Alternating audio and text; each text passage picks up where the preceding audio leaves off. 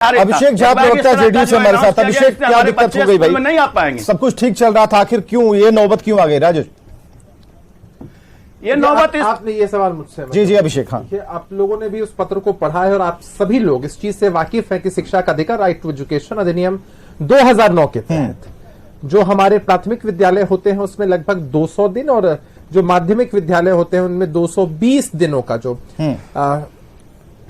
काम है, पढ़ाई है, वो सब कुछ होना चाहिए। और इसको लेकर के शिक्षा विभाग को डेडिकेटेड रहना चाहिए। अब बहुत सारे ऐसे मामले होते हैं जिसमें जिनको लेकर छुट्टियां होती हैं, शिक्षकों को अन्य भी काम दिए जाते हैं, सब कुछ होता है। तो लोगों को तो खुश होना चाहिए कि भाई शिक्षा विभाग इन चीजों को लेकर कितना अलर्ट है और हमारी प्राथमिकता में शामिल है कि कैसे लगातार बच्चे आते रहे। अभी तो आप ही लोग टेलीविजन चैनल पर दिखाते हैं ना कि किस तरह से लगातार बच्चों की उपस्थिति बढ़ चुकी है, शिक्षकों की उपस्थिति बढ़ चुकी है, सब कुछ और बेहतर तरीके से चल रहा है। तो सुधार की गुंजाइश हमेशा होती है। जो व्यक्ति ये सोच लेता है कि हम इतने वर्षों से बहुत बेहतर तरीके से हर कुछ कर रहे हैं, उनमें सुधार नहीं हो पाता। लेकिन अभिषेक, कल दीपावली है, छोटे छोटे जो बच्चे रहते हैं, भाई बहन रहते हैं, उनमें उत्सुकता ज्यादा रहती है। कल देश भर से जो खबरें आएंगी कि भाई इन्होंने राखी बांधी, अच्छा लगता है वो स्क्रीन पर जब ऐसी तस्वीरें आती हैं। अब ऐसे में कल गुरुजी जब आएंगे तो गुरुजी ऐसे थोड़ी आएंगे कि वहां ऑफिस का काम निपटाना है, पढ़ाने ही आएंगे।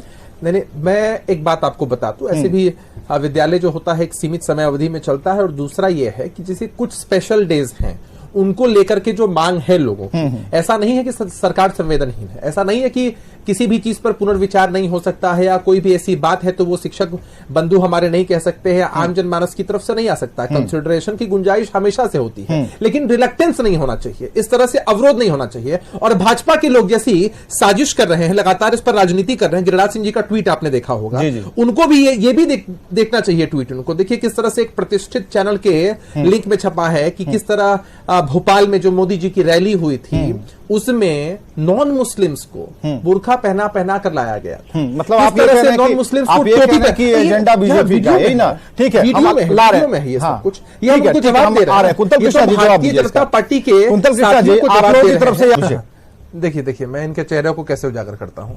कुंतल जी, छुट्टी जो होती है किसी भी ओकेजन पर, जो सार्वजनिक अवकाश होता है, सिर्फ मुसलमानों को मिलती है छुट्टी, सिर्फ हिंदुओं को मिलती है, सिर्फ सिखों को मिलती है, सिर्फ ईसाइयों को मिलती है? किनको मिलती है भाई? सबको मिलती है छुट्टी, सबको मिलती है छुट्टी। ये मुसलमानों की छुट्टी क्या होती है, ये हिंदुओं की छुट्टी क्या होती है?